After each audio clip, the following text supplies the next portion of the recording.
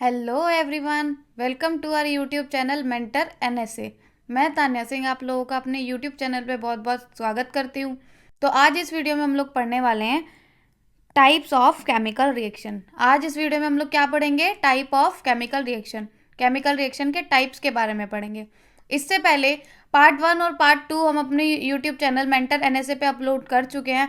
उसमें हमने चेंजेस की बात की, chemical change, physical change, change कितने टाइप के होते हैं, केमिकल रिएक्शन क्या होती है, केमिकल रिएक्शन के मोस्ट इंपॉर्टेंट 8 की फीचर्स, वो भी हमने उन वीडियोस में देखे। उसके अलावा हमने केमिकल इक्वेशन क्या होती है, केमिकल इक्वेशन को रिप्रेजेंट कैसे करते हैं, केमिकल इक्वेशन की बैलेंसिंग स्टेप टू स्टेप मैंने एग्जाम्पल के साथ आपको बैलेंसिंग उन वीडियोस में कराई है। अगर आप लोगों ने वो वीडियो नहीं देखी तो जाके मेंटर एनएसए पे पार्ट 1 और पार्ट 2 देख सकते हैं। तो चलिए शुरू करते हैं आज की हमारी video, types of chemical reactions. लेकिन अगर उससे पहले आप हमारे चैनल पे नए हैं तो मेंटर एनएसए को सब्सक्राइब ज़रूर कर लें, उसके बेल आइकन को प्रेस करें ताकि सारी वीडियोस की नोटिफिकेशन आपके पास पहुंचती रहे। तो चलिए टाइप 1 से शुरू करते हैं। टाइप 1 है हमारा कॉम्बिनेशन रिएक्शन। जो केमिकल रिएक्शन का टाइप 1 है उसका नाम है combination reaction. In this type two और more reactant combine to form a single product. अब कॉम्बिनेशन रिएक्शन में क्या होता है, दो या दो से ज़्यादा रिएक्टेंट होते हैं हमारे पास जो कंबाइन होके हमें एक सिंगल प्रोडक्ट देते हैं, उसको हम बोलते हैं कॉम्बिनेशन रिएक्शन। इसकी जनरल इक्वेशन की बात करें, ए और बी वो कंबाइन होके हमें एक सिंगल प्रोडक्ट दे रहे हैं। क्या प्रोडक्ट फॉर्म हो रहा है? ए बी प्रोडक्ट फॉर्म हो रहा है। एग्जाम्पल देखते हैं, formation of calcium carbonate. Calcium carbonate का जो फॉर्मेशन है वो कॉम्बिनेशन रिएक्शन से हो रखा है। CaO और CO2 दो अलग अलग रिएक्टेंट कंबाइन होकर एक सिंगल प्रोडक्ट CaCO3 दे रहे हैं। क्या दे रहे हैं? CaCO3 दे रहे हैं। तो ये हमारा कॉम्बिनेशन रिएक्शन का एग्जाम्पल हो गया। इसके की फीचर्स की बात करें तो यूजुअली एक्सोथर्मिक रिलीजेस एनर्जी। अभी कह रहा है कि जो कॉम्बिनेशन रिएक्शन है वो ज़्यादातर क्या होती है? एक्सोथर्मिक होती है। अब एंडोथर्मिक और एक्सोथर्मिक भी हम अपनी पहली वीडियोस में कवर कर चुके हैं। अगर आप लोगों को नहीं पता तो आप लोग जाके वहाँ पे देख सकते हैं। तो अभी कह रहा है कि कॉम्बिनेशन रिएक्शन जो है वो एक्सोथर्मिक होती है, मतलब वो हीट रिलीज करती है। सेकेंड है common in the formation of compound. जहाँ पे भी कंपाउंड फॉर्म होते हैं वहाँ पे कौन सा रिएक्शन होता है? कॉम्बिनेशन रिएक्शन होता है। टाइप 2 की बात करते हैं, डीकम्पोजिशन रिएक्शन। जो टाइप 2 है हमारा वो है decomposition reaction. A single compound break down into two और मोर सिंपलर सब्सटेंस। अब ये कह रहा है एक सिंगल कंपाउंड है, रिएक्टेंट में हमारे पास एक सिंगल कंपाउंड है जो अपने आप को ब्रेक करके दो या दो से ज़्यादा प्रोडक्ट्स फॉर्म कर रहा है। A reaction occur when a complex is broken down into two or more component using heat or electricity। अब ये क्या कह रहा है कि डीकम्पोजिशन रिएक्शन वहीं पे होता है जहाँ पे एक कॉम्प्लेक्स कंपाउंड अपने आप को ब्रेक करके दो या दो से ज़्यादा क्या देता है? प्रोडक्ट्स देता है। अब वो अपने आप को ब्रेक कर रहा है तो ब्रेक करने के लिए उसको एनर्जी चाहिए होती है, तो वो हीट या इलेक्ट्रिसिटी की फॉर्म में एनर्जी लेता है ताकि वो अपने आप को डीकम्पोज कर सके, ब्रेक डाउन कर सके। थर्मल डीकम्पोजिशन की बात करते हैं। Thermal decomposition occur when a substance decomposes due to heat. अब थर्मल डीकम्पोजिशन कब होता है? जब भी कोई सब्सटेंस हीट की हेल्प से टूटता है, हीट एनर्जी की हेल्प से टूटता है, तो वहाँ पे थर्मल डीकम्पोजिशन होता है। Whereas electrolytic decomposition occur when a component decompose due to electricity.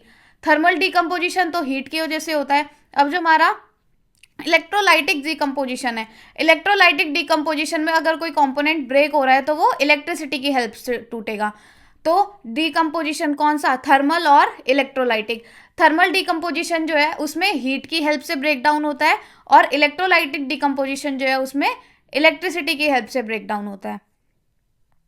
The process of decomposing a substance with light is known as photolysis. अब जो फोटोलिसिस है वो क्या होता है? जब भी कोई सब्सटेंस लाइट की हेल्प से ब्रेक डाउन करता है, लाइट की हेल्प से टूटता है, तो उसको बोलते हैं फोटोलिसिस। क्या बोलते हैं? फोटोलिसिस। जनरल इक्वेशन देखते हैं डीकम्पोजिशन रिएक्शन की। ए बी हमारे पास एक सिंगल कंपाउंड है, एक कंपाउंड है ए बी जो अपने आप को ब्रेक कर रहा है और दो प्रोडक्ट फॉर्म कर रहा है, ए और बी। ए बी एक सिंगल कंपाउंड है जो अपने आप को ब्रेक करके दो प्रोडक्ट फॉर्म कर रहा है, प्रोडक्ट ए और प्रोडक्ट बी। एग्जाम्पल देखते हैं, इलेक्ट्रोलिसिस ऑफ वाटर। वाटर की इलेक्ट्रोलिसिस करवा रहे हैं, मतलब पानी को हम तोड़ रहे हैं। किसकी हेल्प से? इलेक्ट्रिसिटी की हेल्प से, क्योंकि इलेक्ट्रोलिसिस है। इलेक्ट्रोलिसिस में किससे ब्रेक डाउन होता है? इलेक्ट्रिसिटी की हेल्प से ब्रेक डाउन होता है। H2O है वो अपने आप को ब्रेक कर रहा है H2 में और O2 में। मतलब वाटर H2O अपने आप को ब्रेक कर रहा है H2 में और O2 में। तो H2O एक सिंगल कंपाउंड है जो अपने आप को ब्रेक करके H2 और O2 दो अलग कंपाउंड्स दे रहा है। इसकी की फीचर्स की बात करें, की फीचर से पहले एक और एग्जांपल है डीकम्पोजिशन ऑफ कैल्शियम कार्बोनेट। क्या है decomposition of calcium carbonate? Calcium carbonate को डीकम्पोज कर रहे हैं, तोड़ रहे हैं। CaCO3 है, एक सिंगल कंपाउंड CaCO3 है जो अपने आप को ब्रेक डाउन होके क्या दे रहा है? CaO दे रहा है और CO2। एक सिंगल कंपाउंड CaCO3 था जो ब्रेक डाउन होने के बाद CaO और CO2 दो अलग अलग क्या दे रहा है? प्रोडक्ट्स दे रहा है। इसके की फीचर्स देखें, रिक्वायर एनर्जी इनपुट। अब ये क्या कह रहा है कि इसको एनर्जी इनपुट रिक्वायर होता है, मतलब एनर्जी इनपुट चाहिए होता है, क्योंकि डीकम्पोजिशन में जो कंपाउंड है वो अपने आप को ब्रेक करता है, तो ब्रेक करने के लिए उसको कुछ चाहिए, तो वो एनर्जी की हेल्प से ब्रेक डाउन करता है। अब वो जो एनर्जी है वो हीट की फॉर्म में हो सकती है, लाइट की फॉर्म में हो सकती है, या इलेक्ट्रिसिटी किसी भी फॉर्म में हो सकती है। Opposite of combination reaction. अब ये कह रहा है डीकम्पोजिशन रिएक्शन जो है वो कॉम्बिनेशन रिएक्शन का अपोजिट होता है। कॉम्बिनेशन रिएक्शन क्या था? उसमें दो या दो से ज्यादा रिएक्टेंट कंबाइन होकर एक सिंगल प्रोडक्ट दे रहे थे। लेकिन डीकम्पोजिशन क्या है? एक सिंगल कंपाउंड है, वो अपने आप को ब्रेक करके दो या दो से ज्यादा क्या दे रहा है? प्रोडक्ट्स दे रहा है, प्रोडक्ट्स फॉर्म कर रहा है। आई होप ये क्लियर होगा आप लोगों को, कॉम्बिनेशन रिएक्शन और डीकम्पोजिशन रिएक्शन। थर्ड की बात करते हैं। थर्ड है सब्स्टिट्यूशन रिएक्शन और डिस्प्लेसमेंट रिएक्शन। क्या है थर्ड टाइप? सब्स्टिट्यूशन, जिसको हम डिस्प्लेसमेंट रिएक्शन के नाम से भी जानते हैं, या फिर आप डिस्प्लेसमेंट और सब्स्टिट्यूशन कुछ भी बोल सकते हैं इसको। It occurs when the atom of one element replace the atom of another in a compound. अब हमारा डिस्प्लेसमेंट या सब्स्टिट्यूशन रिएक्शन कब होता है?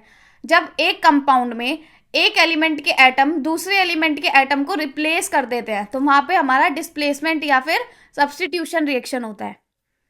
जनरल इक्वेशन की बात करें, ए आपके पास एक एलिमेंट है और बी सी एक कंपाउंड है। ए आपके पास एक एलिमेंट है और बी सी एक कंपाउंड है। प्रोडक्ट देखें तो ए सी एक कंपाउंड फॉर्म हो गया और बी आपका अलग हो गया, सेपरेट हो। एग्जाम्पल्स की बात करते हैं। Reaction of zinc with HCl। अब हम जिंक की रिएक्शन करवा रहे हैं हाइड्रोक्लोरिक एसिड के साथ, Zn की रिएक्शन करवा रहे हैं HCl के साथ, तो हमें प्रोडक्ट क्या मिलता है? ZnCl2 मिलता है और H2 मिलता है। मतलब जो हमारा जिंक अलग था, अब उसने कंपाउंड फॉर्म कर लिया Cl के साथ। आप देख सकते हैं रिएक्टेंट साइड पे Zn अलग था, हमारा सिंगल था, लेकिन प्रोडक्ट साइड पे वो ZnCl2 बन गया। अब जो Zn है उसने क्या कर दिया? हाइड्रोजन को डिस्प्लेस कर दिया, क्योंकि जो Zn होता है वो हाइड्रोजन से ज्यादा क्या होता है? रिएक्टिव होता है। तो उसने क्या करा? Zn ने H को क्या कर दिया? रिप्लेस कर दिया। आगे बात करते हैं reaction of iron with copper sulphate. अब हम आयरन की रिएक्शन करवा रहे हैं कॉपर सल्फेट के साथ। Fe की रिएक्शन करवा रहे हैं CuSO4 के साथ, तो आप लोग देख सकते हैं FeSO4 बन गया और Cu अलग हो गया। अब Fe ने Cu को रिप्लेस कर दिया, क्योंकि Fe क्या है? Cu से ज्यादा रिएक्टिव है। फोर्थ टाइप है हमारा डबल डिस्प्लेसमेंट रिएक्शन। क्या है fourth type? Double displacement reaction. इसको हम मेटाथीसिस के नाम से भी जानते हैं, इसको हम मेटाथीसिस रिएक्शन भी बोलते हैं। अब डिस्प्लेसमेंट में हमारा क्या हो रहा था? अलग अलग एलिमेंट के एटम्स एक्सचेंज हो रहे थे या रिप्लेस हो रहे थे। डबल डिस्प्लेसमेंट में हमारा डबल दो चीजें डिस्प्लेस होंगी, मतलब डबल डिस्प्लेसमेंट होगा। बात करते हैं exchange of ions between two compounds to form two new compound. अब हमारे पास दो अलग अलग कंपाउंड हैं, उनके आयंस एक्सचेंज होते हैं ताकि दो नए कंपाउंड बन सके, उसको हम बोलते हैं डबल डिस्प्लेसमेंट रिएक्शन या मेटाथीसिस रिएक्शन। जनरल इक्वेशन की बात करें तो AB और CD दो अलग अलग कंपाउंड हैं। किसमें? रिएक्टेंट अगर हम देखें तो AB और CD दो अलग अलग कंपाउंड हैं। प्रोडक्ट में हमारा AD और BC दो नए कंपाउंड फॉर्म हो गए। तो यहाँ पे क्या हुआ? दो कंपाउंड्स के बीच में एक्सचेंज ऑफ आयंस हो गया। आयंस क्या हो गए? एक्सचेंज हो गए। आयंस डिस्प्लेस हो गए या रिप्लेस हो गए। आगे बात करते हैं, एग्जाम्पल देखते हैं इसका। Reaction of sodium chloride with silver nitrate. अब हम सोडियम क्लोराइड को सिल्वर नाइट्रेट के साथ रिएक्ट करवा रहे हैं। NaCl को AgNO3 के साथ रिएक्ट करवा रहे हैं, तो हमारा NaNO3 बन गया और AgCl बन गया। हो गए, आयंस एक्सचेंज हो गए दोनों कंपाउंड्स के बीच में। अब इस रिएक्शन के सामने आपको दिख रहा होगा प्रेसिपिटेशन रिएक्शन लिखा है, तो ये जो रिएक्शन है वो हमारा प्रेसिपिटेशन रिएक्शन होता है। अगर प्रेसिपिटेशन रिएक्शन क्या होता है आपको वो नहीं पता, तो आप लोग जाके हमारी पहली वीडियोज में देख सकते हैं। सेकेंड रिएक्शन है reaction of HCl with sodium hydroxide. अब हम HCl को सोडियम हाइड्रोक्साइड के साथ रिएक्शन करवा रहे हैं। HCl हमारा एसिड है और सोडियम हाइड्रोक्साइड बेस है। तो जब हम एसिड को बेस के साथ रिएक्ट करवा रहे हैं तो क्या फॉर्म हो रहा है, NaCl फॉर्म हो रहा है और H2O फॉर्म हो रहा है। तो यहाँ पे क्या है, दोनों के बीच में आयंस रिप्लेस हो गए हैं, तो ये क्या हुआ, डबल डिस्प्लेसमेंट रिएक्शन हुआ। अब इस रिएक्शन के सामने लिखा है न्यूट्रलाइजेशन रिएक्शन, मतलब ये क्या होता है, न्यूट्रलाइजेशन रिएक्शन इसका नाम है। मतलब जब भी एक एसिड को बेस के साथ रिएक्ट करवाते हैं तो सॉल्ट, NaCl जो है कॉमन सोल्ट होता है जो हम अपने घरों में यूज करते हैं, तो सॉल्ट फॉर्म होता है और वाटर रिलीज होता है, उसको बोलते हैं न्यूट्रलाइजेशन रिएक्शन। आई होप आपको अब तक की चारों रिएक्शन क्लियर हुई होंगी, डिस्प्लेसमेंट, डबल डिस्प्लेसमेंट, डीकम्पोजिशन और कॉम्बिनेशन रिएक्शन। आगे बात करते हैं टाइप ऑफ डिस्प्लेसमेंट रिएक्शन। हमने देख लिया डिस्प्लेसमेंट रिएक्शन क्या होता है, अब डिस्प्लेसमेंट रिएक्शन के टाइप्स की बात करते हैं, वो कितने टाइप का होता है। तो फर्स्ट है प्रेसिपिटेशन रिएक्शन, फर्स्ट फॉर्म क्या है, फर्स्ट टाइप क्या है, precipitation reaction. An insoluble substance precipitate is formed. Precipitation reaction में एक इनसॉल्युबल सब्सटेंस फॉर्म होता है जो हमारे सॉल्यूशन में डिजॉल्व या सॉल्युबल नहीं होता, उसको हम बोलते हैं प्रेसिपिटेट। अब वो डिजॉल्व नहीं होता तो वो क्या करता है, बॉटम में आके सेटल डाउन हो जाता है। एग्जाम्पल है BaCl2 को हम Na2SO4 के साथ रिएक्ट करवा रहे हैं तो हमें मिल रहा है BaSO4 और NaCl। क्या मिल रहा है, BaSO4 और NaCl। अब NaCl क्या है, यहाँ पे सॉल्ट है, हम अभी पीछे देख के आए हैं, तो सॉल्ट फॉर्म हुआ और BaSO4। अब ये जो BaSO4 है ये आपका यहाँ पे प्रेसिपिटेट बनेगा, मतलब ये क्या होगा, इनसॉल्यूबल है, उसमें जो हमारा सॉल्यूशन है उसमें सॉल्यूबल नहीं होगा, तो ये बॉटम पे आके सेटल डाउन हो जाएगा। सेकेंड है न्यूट्रलाइजेशन रिएक्शन।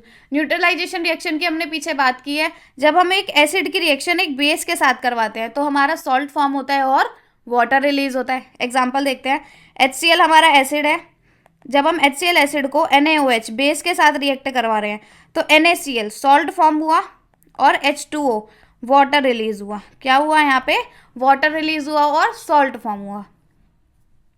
आगे बात करते हैं कंबशन रिएक्शन की। नेक्स्ट टाइप जो है हमारा वो है कंबशन रिएक्शन। डेफिनेशन देखते हैं, a substance react with oxygen to produce energy in the form of heat and light. जब भी कोई सब्सटेंस ऑक्सीजन के साथ रिएक्ट करके एनर्जी प्रोड्यूस करता है हीट या लाइट की फॉर्म में, तो वहां पे कंबशन रिएक्शन होता है। क्या होता है, कंबशन रिएक्शन होता है। जनरल फॉर्मूला देखते हैं इसका, फ्यूल मतलब कोई भी सब्सटेंस है जब वो O2 के साथ रिएक्ट कर रहा है तो CO2 बनेगा, H2O बनेगा और एनर्जी रिलीज होगी। देखिए कंबशन रिएक्शन है तो कंबशन रिएक्शन में एनर्जी तो मस्ट है, तो आप इसकी डेफिनेशन बहुत इजीली याद कर सकते हैं। जब भी कोई सब्सटेंस ऑक्सीजन के साथ रिएक्ट हो रहा है तो वो एनर्जी तो रिलीज करेगा ही करेगा, हीट या लाइट की फॉर्म में, तो जहां पे भी कंबशन रिएक्शन हो रहा है वहां पे एनर्जी मस्ट है। एग्जाम्पल की बात करें CH4, मीथेन जब O2 के साथ रिएक्ट करता है, मतलब मीथेन को जब ऑक्सीजन के साथ रिएक्ट करवाते हैं तो CO2 फॉर्म होता है और H2O, CO2 carbon dioxide gas form होती है और H2O वाटर फॉर्म होता है। इसके साथ क्या होगा, वहां पे एनर्जी निकलेगी, अब वो हीट या लाइट किसी भी फॉर्म में हो सकती है।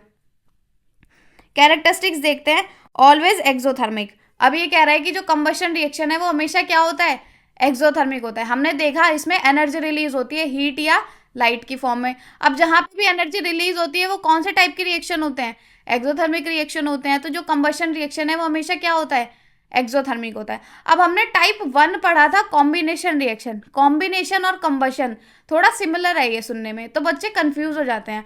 कॉम्बिनेशन में क्या होता है, कॉम्बिनेशन रिएक्शन में दो या दो से ज्यादा हमारे पास रिएक्टेंट है, वो क्या होते हैं, कंबाइन होकर एक सिंगल प्रोडक्ट फॉर्म करते हैं। जबकि अगर कंबशन की बात करें तो कंबशन में क्या होता है, कोई भी सब्सटेंस ऑक्सीजन से रिएक्ट करके एनर्जी रिलीज करता है इन द फॉर्म ऑफ हीट और लाइट। तो दोनों चीजें अलग हैं, कंफ्यूज ना हो।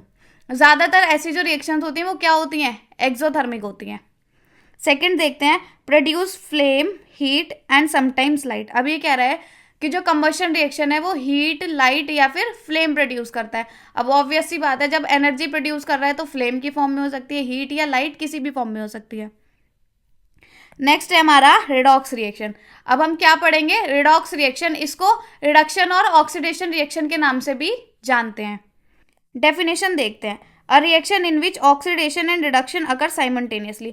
ऐसी रिएक्शन जिसमें ऑक्सीडेशन और रिडक्शन एक साथ होता है उसको हम बोलते हैं रिडॉक्स रिएक्शन। क्या बोलते हैं, रिडॉक्स रिएक्शन। इसके की टर्म्स की बात करते हैं। फर्स्ट है ऑक्सीडेशन, लॉस ऑफ इलेक्ट्रॉन और गेन ऑफ ऑक्सीजन। जब भी किसी रिएक्शन में आपको ऑक्सीजन का गेन होता हुआ दिखाई दे या इलेक्ट्रॉन लॉस होता हुआ दिखाई दे तो वहां पे क्या होता है, ऑक्सीडेशन होता है। रिडक्शन की बात करें तो गेन ऑफ इलेक्ट्रॉन और लॉस ऑफ ऑक्सीजन। जब भी किसी रिएक्शन में ऑक्सीजन लूज होती है, ऑक्सीजन का लॉस होता है या इलेक्ट्रॉन का गेन होता है, तो वहां पे क्या होता है, रिडक्शन होता है। एग्जाम्पल देखते हैं, Fe को जब हम Cl2 के साथ रिएक्ट करवा रहे हैं तो FeCl3 बन रहा है, FeCl3 फॉर्म हो रहा है। यहाँ पे ऑक्सीडाइज कौन हुआ है, Fe ऑक्सीडाइज हुआ है। अब Fe ऑक्सीडाइज हुआ है मतलब उसने क्या करा है, या तो उसने ऑक्सीजन गेन करा है या फिर उसने इलेक्ट्रॉन लूज करा है। Cl रेड्यूस हुआ है, अब Cl रेड्यूस हुआ है तो Cl ने क्या करा है, या तो इलेक्ट्रॉन गेन करा है या फिर ऑक्सीजन लूज करा है। ऑक्सीडाइजिंग और रिड्यूसिंग एजेंट की बात करते हैं। अब ऑक्सीडाइजिंग एजेंट क्या होते हैं और रिड्यूसिंग एजेंट क्या होते हैं। Oxidising agent, a substance that carries out oxidation. ऐसा सब्सटेंस जो ऑक्सीडेशन करवाता है उसको बोलते हैं ऑक्सीडाइजिंग एजेंट, और ऐसा सब्सटेंस जो रिडक्शन करवाता है उसको बोलते हैं रिड्यूसिंग एजेंट।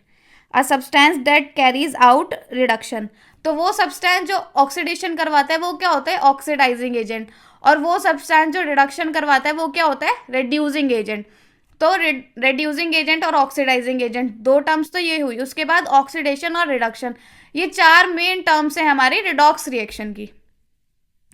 अब effects of oxidation reaction in everyday life, हमारी जो एवरीडे लाइफ होती है उसमें कुछ रिएक्शंस होती हैं। कैसी, रिडॉक्स रिएक्शन के कुछ एग्जाम्पल बता रहा है कि हमारी डेली लाइफ में रिडॉक्स रिएक्शन कहाँ कहाँ पे होती है। रिडॉक्स में mainly oxidation reaction, corrosion and rancidity, दो टर्म्स दिए इसने, कोरोजन और रेंसिडिटी। अब उनके बारे में समझते हैं। कोरोजन क्या होता है, the gradual destruction of metal due to their reaction with moisture, air और केमिकल इन द एनवायरमेंट। जब भी हमारे एनवायरमेंट में, सराउंडिंग में कोई मेटल जो है वो क्या करना शुरू कर देती है, खराब होना शुरू हो जाती है। क्यों, क्योंकि अगर वो एयर की, वाटर की या मॉइस्चर की प्रेजेंस में आ जाता है तो वो ऑक्सीडाइज हो जाता है। ऑक्सीडाइज होने की वजह से वो जो मेटल है वो खराब होना शुरू हो जा रहा है। क्या हो रहा है, खराब होना शुरू हो गया है। तो जब डिस्ट्रक्शन ऑफ मेटल होना शुरू हो जाए, क्या हो जाए, डिस्ट्रक्शन ऑफ मेटल होना शुरू हो जाए उसके ऑक्सीडेशन की वजह से, तो उसे हम बोलते हैं कोरोजन। क्या बोलते हैं, कोरोजन बोलते हैं। एग्जाम्पल की बात करें तो रस्टिंग ऑफ आयरन, कोरोजन का सबसे बेस्ट एग्जाम्पल है रस्टिंग ऑफ आयरन। आयरन में जब रस्टिंग हो जाती है, जंग लग जाती है, तो वो क्या है, कोरोजन का एग्जाम्पल है। The rusting of iron is a redox reaction. Rusting of iron जो है ये एक रिडॉक्स रिएक्शन है। हमारे घरों में बहुत सारी चीज़ें होती है जो स्टील की बनी होती है, आयरन की बनी होती है। अब उन पे जब वो ऑक्सीडाइज हो जाते हैं तो उन पे एक रेड ब्राउनिश सी लेयर आ जाती है जिसको हम क्या बोलते हैं, रस्ट बोलते हैं। रस्ट मतलब वो जंग की लेयर है जो उस पर बन चुकी है। अब वो लेयर क्यों फॉर्म हुई है, क्योंकि वो जो मेटल है वो ऑक्सीडाइज हो गया है, ऑक्सीजन की प्रेजेंस में आने से वो ऑक्सीडाइज हो गया है। तो ऑक्सीडाइज हुई हुई जो चीज़ें होती है वो धीरे धीरे खराब होना शुरू हो जाती है, उनकी जो स्ट्रेंथ है वो कमज़ोर होने लगते हैं, वो वीक होने लगते हैं। कोरोजन की बात करें, कोरोजन और rusting weakens the iron and steel object. कोई भी अगर आपका स्टील या आयरन का ऑब्जेक्ट है जिसपे कोरोजन हो गया है तो वो क्या होगा, वीक होना शुरू हो जाएगा, मतलब वो कमज़ोर होना शुरू हो जाएगा और धीरे धीरे जाके वो क्या हो जाएगा, बिल्कुल ख़त्म हो जाएगा, टूट जाएगा। अब कुछ स्ट्रक्चर है जैसे कि रेलिंग्स है, कार बॉडीज है, ब्रिज है या फिर शिप है। शिप की बॉडीज हुई, कार बॉडीज हुई, हमारे घरों में विंडोज होते हैं आयरन के, स्टील के, या फिर गेट होते हैं। तो इन किसी भी चीज़ में कोरोजन हो सकता है। Methods to prevent rusting, rusting से बचने के लिए कुछ मेथड्स दे रखे हैं। फर्स्ट है बाय पेंटिंग। अब कोई भी ऐसी चीज़ है जिस पर रस्टिंग हो रही है तो उस पर हम क्या कर सकते हैं, पेंट अप्लाई कर सकते हैं। क्योंकि अगर हम मेटल पे या स्टील पे पेंट करते हैं तो वो पेंट क्या है, बैरियर का काम करता है। जो हमारा मेटल का ऑब्जेक्ट है और जो भी हमारा फैक्टर है जो कोरोजन करवाएगा, तो उनके बीच में हम एक लेयर बना रहे हैं। किसकी लेयर, पेंट की लेयर, जो उनको कांटेक्ट में नहीं आने देती, जिसकी वजह से रस्टिंग नहीं होती। हम ग्रीजिंग भी कर सकते हैं, ग्रीस अप्लाई कर सकते हैं, ऑयलिंग कर सकते हैं, ऑयल अप्लाई कर सकते हैं मेटल या स्टील के सरफेस पे। उसके अलावा गैल्वनाइजेशन देखते हैं क्या होता है। It is the process of applying a protective zinc coating on iron और स्टील टू प्रिवेंट रस्टिंग। अब जब भी हम आयरन या स्टील को रस्टिंग से बचाने के लिए उस पर एक जिंक की कोटिंग चढ़ा देते हैं, जिंक की एक लेयरिंग कर देते हैं ताकि क्या ना हो, उन पे रस्टिंग या कोरोजन ना हो, तो उसको हम बोलते हैं galvanisation. Galvanised iron sheets used in roof. अब जो छत होती हैं, जो घरों की छत होती है, उसमें गैल्वनाइज्ड शीट यूज होती हैं आयरन की। गैल्वनाइज्ड शीट मतलब उसके ऊपर एक जिंक की कोटिंग होती है ताकि अगर बारिश वगैरह हो या फिर वो एयर के कांटेक्ट में आए तो उस पर रस्टिंग ना हो। नेक्स्ट देखते हैं रेंसिडिटी।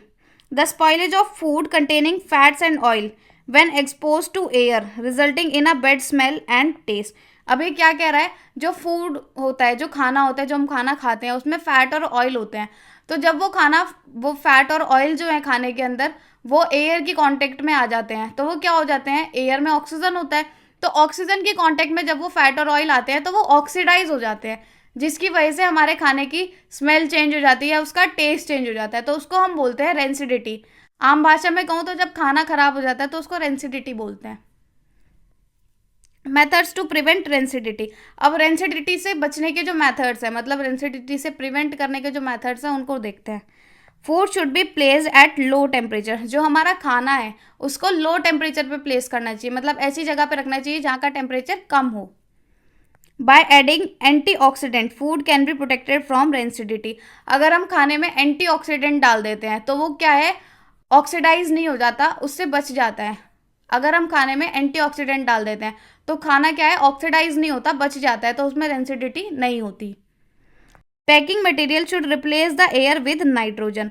जो पैकिंग मटेरियल होता है, पैकिंग का जो खाना होता है, उसमें हमें एयर की जगह नाइट्रोजन गैस डालना चाहिए, क्योंकि नाइट्रोजन गैस क्या करता है, खाने को खराब नहीं होने देता।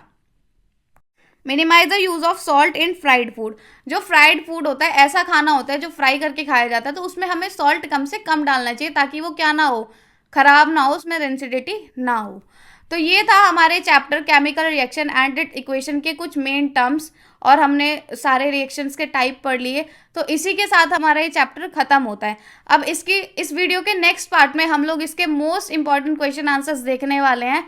तो तब तक के लिए हमारे साथ बने रहें। अगर वीडियो पसंद आई हो तो वीडियो को लाइक करें, चैनल को सब्सक्राइब करें, उसके बेल आइकन को प्रेस करें और वीडियो को ज़्यादा से ज़्यादा अपने दोस्तों तक शेयर करें। मिलते हैं नेक्स्ट पार्ट में। Bye bye.